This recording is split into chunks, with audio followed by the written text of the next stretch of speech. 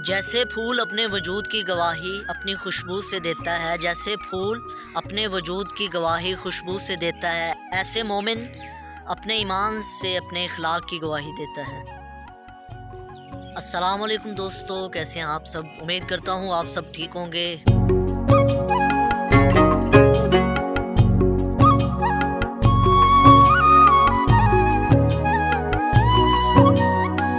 साथ चलने वाले मुखलिस हो तो बुरे वक्त का फ़ायदा उठाया जा सकता है, तो बुरे वक्त का लुत्फ़ उठाया जा सकता है। दोस्तों, अगर बुरे वक्त में आपके साथ हर कोई मुखलिस है, आपका साथ दे रहा है, तो आपको वो मुश्किल टाइम मुश्किल नहीं लगेगा, बल्कि आसान लगेगा। तो आपका टाइम भी वो गुज़र जाएगा। टाइम ने तो गुज़र ही जाना होता है, रुकता कभी भी नहीं है। लोगों की बातें, लोगों का रवैया, ये सब याद रह जाता है। उस बुराई करने वाले को रोकने की बजाय उसका तमाशा देखते हैं। और कुछ लोगों के दिल अल्लाह पाक ने इस तरह बनाए होते हैं, इतने नर्मो नाजुक बनाए होते हैं कि जो हर किसी का दर्द महसूस करते हैं, हर किसी की खुशी को महसूस कर सकते हैं, अपना दर्द महसूस कर सकते हैं, अपने अलावा सबका दर्द महसूस कर सकते हैं। और जो अल्लाह पाक ने नाजुक दिल बनाए होते हैं, उनका मकसद ये होता है सिर्फ़ लोगों को खुश करना। मतलब वो किसी के तकलीफ़ नहीं बर्दाश्त कर सकते। उनके हिस्से में सिर्फ़ उनके हिस्से में तकलीफ़ें होती हैं, लेकिन वो अपनी तकलीफ़ें सह के दूसरों को ज़रूर खुश कर देते हैं।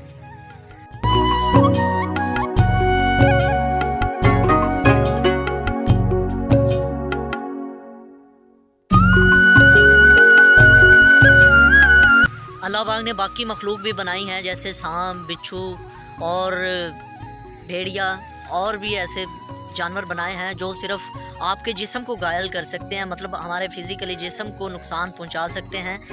लेकिन सबसे जो बड़ा फ़न है ना, वो इंसान को दिया है। कुछ लोग ऐसे होते हैं कि लोगों के दिल पे डायरेक्ट असर करते हैं, मतलब ऐसी कोई बात करते हैं कि जिसका इफ़ेक्ट उसके दिल पर पड़ता है। ऐसी बुरी बात करते हैं, मतलब दिल को जला देने वाली बात करते हैं।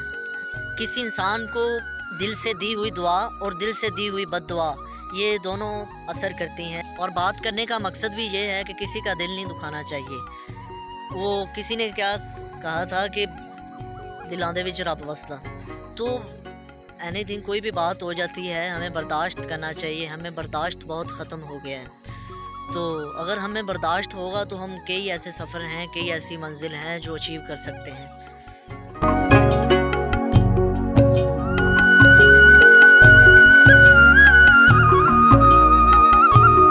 अगर हमसे या किसी और से, दूसरे से किसी के लिए ऐसी बात हो जाती है कि दूसरे के दिल पे असर करती है, मतलब उसका दिल टूट जाता है, ज़ाहिरी तो वो इस दुनिया में तो उसका वो चाहे कुछ नहीं कर सकता, लेकिन इस चीज़ का हिसाब अल्लाह पाक ने लिखा होता है, उसका बदला उसको ज़रूर मिलता है।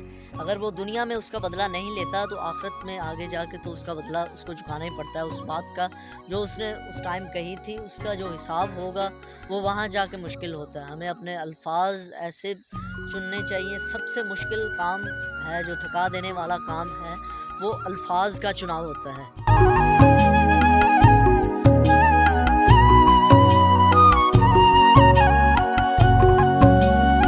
एक बात मेरे ज़हन में आई, मैंने कहीं से पढ़ी थी कि अगर कोशिश कर रहे हैं हम, अगर किसी काम में कोशिश कर रहे हैं, किसी मंजिल के लिए कोशिश कर रहे हैं, तो हमें वो मंजिल नहीं मिल रही, हमारी कोशिश बार-बार हम नाकाम हो रहे हैं, लेकिन हमें अपना इरादा नहीं बदलना चाहिए। अगर हमारा इरादा पुख्ता है, हमारी मंजिल हमारे माइंड में है, हमारे ज़हन में है कि हमने मंजिल तक पहुंचना है, तो हमें बार-बार कोशिश कर रहे हैं लेकिन फिर भी नहीं मिल रही, तो हमें कोशिश नहीं छोड़नी चाहिए।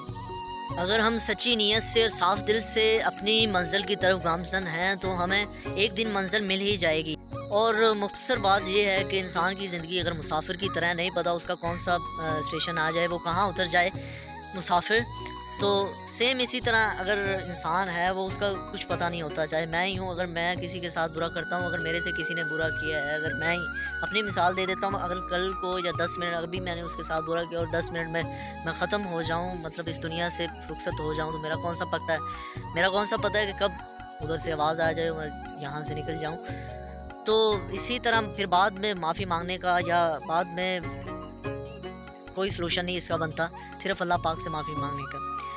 लेकिन बात यह है कि अल्लाह पाक अल्लाह तो माफ़ कर देते हैं, लेकिन हकूक़ुल इबाद यहाँ दुनिया में ही उसको जो अपना हिसाब है ना, दुनिया में क्लियर करके जाना होता है। तो क्यों ना हम सबके लिए अपना दिल साफ़ करें और सबके लिए अपना दिल साफ़ करें, रवैये अच्छे करें। आजिज़ी अगर हम में नहीं आएगी, तो हम किसी भी मुकाम में, किसी भी मंज़िल को अचीव नहीं कर सकते। और आजकल तो ये ट्रेंड बना हुआ है, सबके पास कोई ना कोई, किसी के ना किसी के लिए कोई ना कोई बात ज़रूर होती है, जो मतलब उसकी मिस्टेक ज़रूर होती है किसी ना किसी के पास।